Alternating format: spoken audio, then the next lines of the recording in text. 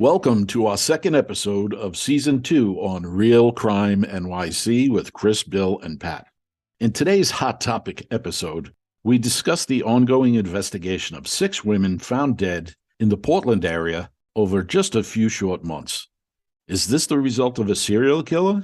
Maybe yes, maybe no. But before we start, please remember to subscribe and follow Real Crime NYC so you can get all of our episodes. We have an exciting lineup of hot topics and murder investigations all lined up for Season 2, and it's free. Okay, so let's get right into it. Let's paint a picture, before we get into the specifics, of just generally what we have here.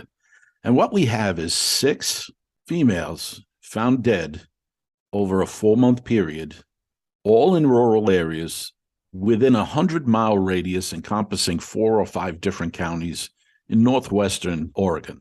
3 of them are in their 20s, 2 of them are in their 30s, and one is said to be the unidentified alleged native person is between 25 and 40. A lot of help that is. But that's the situation. 6 dead people, 100-mile radius, all rural areas, short period of time. That sets the stage, and you know exactly where I'm going here. People automatically want to jump to serial killer. Pat, I gotta say, I may be one of those people because that's exactly what I thought when I first heard about the circumstances surrounding these 6 deaths.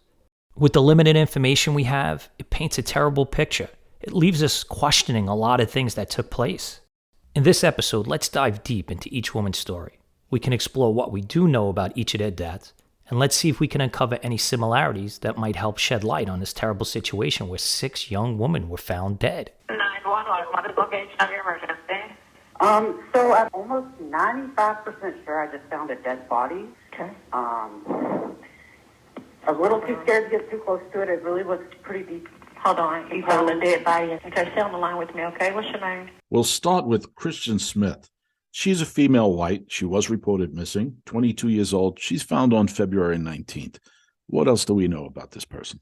Pat, on February 19th, the first female was found, Kristen Smith, a 22-year-old. She was found in Pleasant Valley in a wooded area near Theodorf Road and Flavel Street. She was reported missing on December 22nd, and a cause and manner of death is not available. I think right now they may be leaning towards it being a homicide, and they're waiting for toxicology and other pathology reports to determine whether it is officially a homicide. Yeah, they've said it was suspicious, not necessarily. I mean, they didn't go so far as to use the word homicide. They said they're investigating as a suspicious death. Might come back with toxicology and could be an OD. We never know. If you look at how her body was found, it was found in a wooded area near an intersection in Pleasant Valley. You're talking about a cold winter up in Oregon, almost 2 months in the woods, in the cold. It probably took them a little while to identify that body too. It probably took them a while to figure out who she was. I don't think that was just readily available. We don't know when she was killed, though. You may not even be able to get an approximate range on her death, depending on how decomposed the body is. If that body is exposed to the elements, you have all sorts of things. You have the weather, the heating, cooling, freezing, thawing.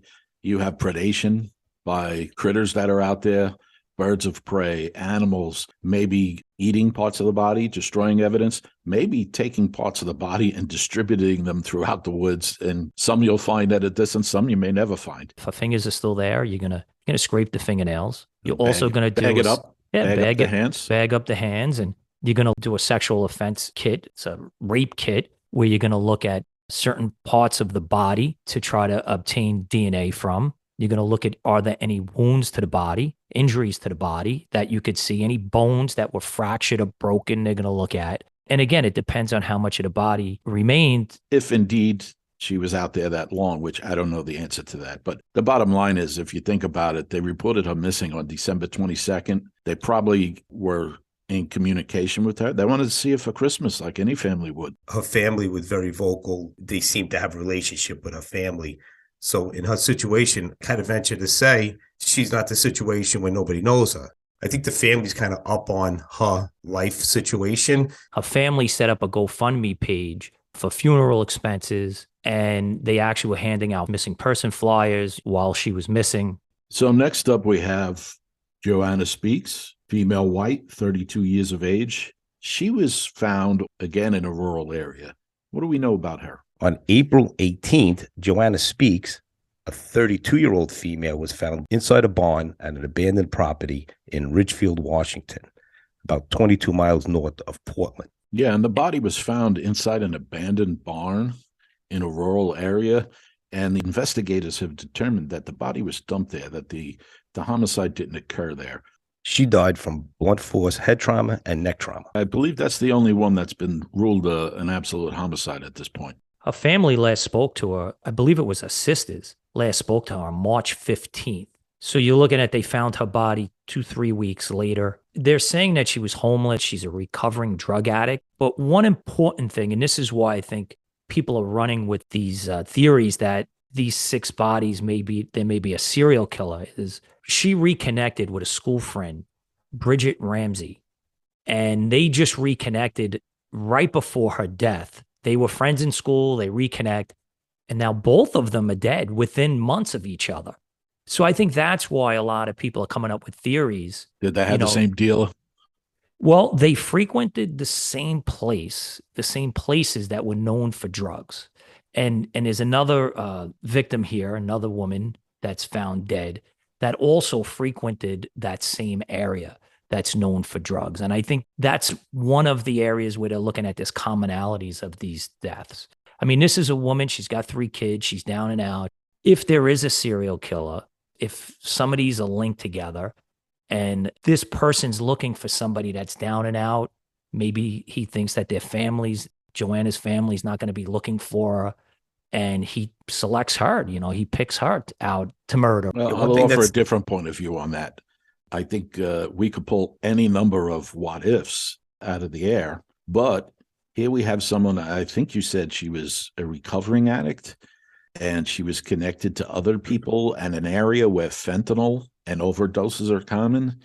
Well, people that are the most likely to overdose are actually the people who have been in recovery, because their resistance to the drug is now way down, but they go right back to it. And when they fall off the wagon, they use the same dose they did before they went into recovery, and they end up overdosing. So, I mean, if we're going to hypothesize what happened, I think that's just as likely. One thing I find interesting here is she's dumped in an abandoned barn on an abandoned property. Obviously, she has blunt trauma to the head and neck. Whoever did this is familiar with that location. He has to, or she has to, live somewhere in that area. You got to look and say that the perp is somewhere nearby. Somebody must have known it's abandoned, and it would buy him time for somebody to actually find the body. Or it could have also been a place where homeless addicts found a nice place to camp. Right, but again, they have to know that it's abandoned. They have to know this is an abandoned barn that nobody really frequents. So I'm going to drop him here. The murderer has to be somewhere around that area. Could have been a fellow homeless drug addict, although they said the body was dumped. So it actually could be someone that she's close with, because most people are killed by someone they're close with. Right. It could be either of those things, and you just have to wait. You have to have patience for the toxicology to come back.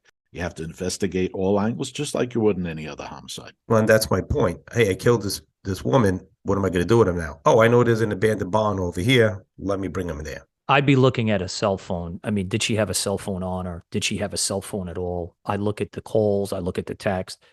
And again, same thing. Witnesses in the area where she was dropped off. I would look at video. She had neck injuries. We discussed it previously. When you have those neck injuries, usually they're using their hands. And when they use their hands, many times they don't use gloves. Did they swab her neck for DNA? The rape kit, who had contact with her prior to her death? All those things, trying to link up DNA. Well, blunt force trauma to the head was also found. So you may have a weapon out there, might have recovered a weapon of some sort. There might have been many things around that could have been a weapon that was used for the blunt force trauma. But again, the problem is the body was not found where the homicide was committed, according to the investigators so far. So until they find the place where the homicide actually occurred, maybe they don't find that weapon, a pipe, a baseball bat. And he transferred this body. I'm assuming he used a vehicle to transport this body there. So maybe there's hairs, fiber from the vehicle. If many times people have dogs, cats, there's a transference onto the victim's clothing. So there's a lot of different investigative and forensic things they could do with Joanna's body that could lead them back to the killer. Sure, but if she was killed by someone she was close with or knew, it'd be great to get that evidence in the car. But, the person's just going to say, of course, her DNA, her dog hair is in my car. She was in my car 3 times a week. But that's a lead, an important one. That now, if you could link that same person to multiple women, it's something that detectives will run with. That's why it's so important to find out when she was last seen alive and who she was with. And we're talking about these people being homeless, possibly drug addicted. You might make an assumption that they don't have a phone, but in my experience and from what I see, no matter how down and out people are these days, the one thing they have is a phone because they can't meet up with their dealer. Everyone's dealing through the phone these days. You call, you say, hey, I need something. Where are you going to be? Or come meet me. I need something. And they come and they meet you. Or even the fact that they want to take advantage of certain social services if they're homeless. They all do it through the phone now. And sometimes they even get a free phone. You have a lot of government-issued phones. From the government. So that's a good thing for the detectives these days, is that even people that are down and out tend to have a phone. With the phone, too, you could do geofencing. Sure. You could triangulate these dead women and try to connect their phones. Were they in the same areas at the same time? Were they in the same areas at different times? Did they frequent the same establishment? So all those things are going on. And I do feel that they will solve this. I feel like whether it's connected to one or the other woman, at this point, it's an unknown. Maybe law enforcement knows more. Yeah, this one could just be a dispute that got out of hand, turned into an assault, which turned into a homicide. And then he dumps the body, trying to get rid of it. Very likely, very likely. So let's move right on. On April 24th, Charity Perry, a 24-year-old female, was found in a culvert at East Historic Columbia River Highway near the Ainsworth State Park. She was known to frequent the fentanyl market area in downtown Portland. What's interesting about this is that, which kind of raises my antenna, is you have someone saying to the media, I know that Charity did not get to where she was found on her own. And the person or persons that put her there tried very hard to keep her from being found. That kind of raises the antenna. Now, I know that sometimes when people overdose, they're together, they overdose. Sometimes people try to take the body out of where they were so that law enforcement don't go to the location where they were using drugs. She's known to frequent an area where they openly sold fentanyl. So I think that, along with people believing that somebody dumped her where her body was found, kind of leads people to believe maybe it was more than an overdose. And again, the pathologist is going to be able to say whether it was foul play or not. We've seen this many times. Bunch of people using drugs together. One of them ODs. The other one doesn't want to get caught up in a police investigation, maybe get taken off the street, maybe arrested for something minor, and then get sick because they can't use for a couple of days. So what they'll do is, they'll try to hide that overdose. I mean, for all we know, this young woman was found with a needle in her arm or fresh injection point on her body, and all things point towards an overdose, but they can't say that until the toxicology comes. It's all still up in the air. Right. I remember when fentanyl started up and coming in America, prosecutors started making an attempt to prosecute the drug dealers when people overdosed on fentanyl and died. Title 19. Correct. When that started to happen, if a dealer saw one of his clients go DOA, they started dumping bodies because they knew now they were responsible. So that caused an uptick in the bodies being dumped as well. And the pathologists be able to figure this out right away. The blood pooling will be different. The rigor mortis sets in, the blood pool shifts to the other side of the body. So they'll be able to figure out if it was a dump job right away. She also had mental health issues. She suffered from schizophrenia. So there's many reasons. You have drugs, you got mental illness. But again, she's found in a location where somebody dumped her body there, which, law enforcement's going to look at. And the person that did dump her there should be identified and prosecuted. I mean, nobody should be treated that way. Yeah, in New York, that would be a minor charge, unlawfully dealing with a dead human body or disposing of a dead human body. Be a misdemeanor. All right, moving along. On April 24th, also, an unidentified female was found. They don't believe this is a homicide. All they know about her is she's 25 to 40 years old, 5 feet, 135 pounds, and either a Native or Alaskan American. She's got medium length black hair, 2 scars on her lower left leg, 2 tattoos, and she's wearing rings, bracelets, and cleats. She was found on the Interstate 205 and Flavel Street, about 3 miles from Kristen Smith, ironically on the same day as Charity Perry was found. And the odd thing with her, she was found with all her jewelry on her body. That is kind of odd with junkies. They're going to want to take that jewelry, sell it, whatever they could do to make some money. And she had cleats on. I find that weird. Most people aren't wearing cleats unless if they're playing some sort of a sport.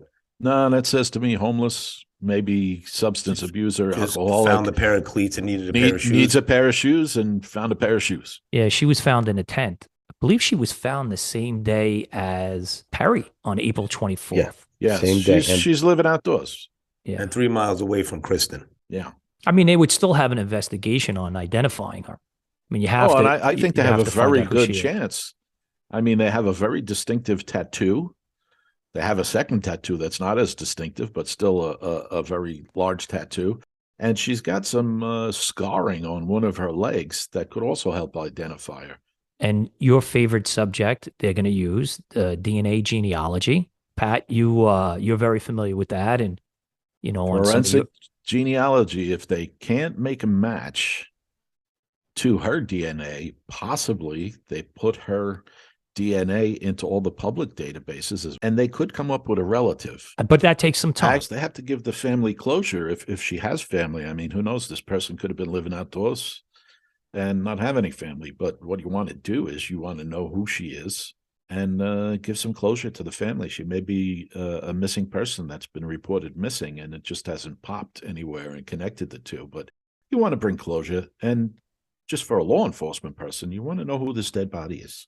All right, moving along. On April 30th, we have Bridget Webster. Again, a female, white, 31 years of age. This one was deemed a suspicious death investigation. So what do we know about Bridget Webster? She's from Milwaukee, Oregon, near Mill Creek in Polk County. She's also known to frequent the Portland metro area. She reconnected with Joanna Speaks. She was friends with Joanna in school, and she just reconnected right before their death. They both frequented certain locations that I believe they're going to most likely be able to link up if they had cell phones with their cell site data. Crazy thing about this, Joanna, Charity, and Bridget, all three of them frequented the same places. Hey, we might have deaths all off the same batch of fentanyl. Extra strong doses. And she's another one. She vanished in early March, and she was found April 30th. What condition is her body found in? And depending on that, you're looking at the work of the pathologist during the autopsy, toxicology reports, fingernails, the rape kit again. All of that would be done if they suspect foul play. Yeah. So next we have Ashley Reel. She's also a female, white, 22 years of age. She was found May 7th, and that was deemed to be suspicious also. She disappeared on March 27th. She was found by a fisherman in Eagle Creek. So she was last seen at a fast food restaurant in Portland on March 27th. Although it's not been ruled a homicide, there is... I believe they have video of that also. Yeah, they have video of her in that restaurant, and they feel like this is suspicious death. A fisherman found her body in a heavily wooded area in Eagle Creek on May 7th. What I find interesting about this one is Kristen Smith, Ashley Reel, and the unidentified Native American were all found in almost the same area, very close to one another. Yeah, also supports the notion of a hot dose of smack might have taken out several of these dead women. True, but why say they're suspicious if they were overdoses? Because they won't know until the toxicology comes back. So they have to investigate it as if it's a homicide. If there's no obvious cause, they're going to proceed as if it's a homicide and try to find out what happened. True, and it does take some time for that toxicology to come back, but I feel like law enforcement now is playing it very cautious, and they're erring on the side of there's no foul play until there is foul play found, meaning pathologist or the toxicology definitively. They're trying not to get anybody stirred up, the community stirred up. They're trying not to let the community panic. But I just find it was interesting, this body was found very close to the other two, although the unidentified Native American is deemed not suspicious, maybe an overdose. The other ones, they kind of like leaning towards them being suspicious. Yeah, well, I think that's the prudent approach to take until you know differently, because sometimes you can't go back and recreate your investigation. If you hadn't proceeded as if it's suspicious and then you find out it is, there are things you're going to lose along the way. You're going to lose maybe some videos because they get erased or taped over. Some of your forensic tests might not be as valid over time. There's all sorts of things. That's why they have to proceed as if it is suspicious. But then why the unidentified Native American not suspicious? They were found within a week of each other. She's unidentified. They don't know who she is. They never spoke to her family. And they're saying she's not suspicious, but this one is suspicious. And they're found relatively within a close period of time. So I agree with you. Think about it. They went out on a limb on that, obviously, is what you're pointing out by saying exactly not suspicious. So there must have been something about that scene or the body that told them that it wasn't suspicious. I don't think they would just pull that out of the air. And they're not giving it up. That could have been death. That could have been death by a natural cause. That could have been death by some kind of an alcohol situation. That could have been death by exposure to the elements. A lot of those things would have broadcast themselves when they investigated that at the scene. And maybe that's why they went out on a limb. But if they're being so cautious with the other ones, I doubt that they would just throw that out there on this one unless they were kind of sure. So to sum it up, there's a couple of things that need to be done here. They have to manage the information. Communication is key, and I think they're doing that. I've seen evidence of that. I mean, they've been talking to people and telling them the facts of the case so far. They need to manage and coordinate the investigation. There's a lot of moving parts, a lot of agencies here, and it looks like they're doing that. They have to ensure each individual case is being investigated to its completion, but at the same time, someone's got to be looking at the big picture and putting all the facts together to see if any of them are interrelated, or all of them for that matter. But the one thing you're going to have to do, whoever's leading this investigation, is to have patience. And a very smart inspector once told me, a good detective boss knows when to have patience and when to make a push to get things done. It's so true. It's a delicate balance of pushing forward with an investigation, all while having the patience for waiting for those things that take time, like the toxicology results, DNA results, and phone records. So have patience when it's required, make a push when it's required, respect the skills of your detectives. And I believe at the end of the day, we're going to find out what happened here to these 6 dead women. And that's that. Stay tuned to hear more about these 6 women that were found dead in Portland, Oregon on our next episode. And thank you for joining us for this hot topic on Real Crime NYC, sponsored by AMC Media. Hit subscribe and follow us for free access to our most up-to-date episodes. You can find Real Crime NYC on Spotify, Apple, Facebook, or wherever you get your podcasts. I'm Pat. I'm Chris. And I'm Bill. And we'll see you when we see you.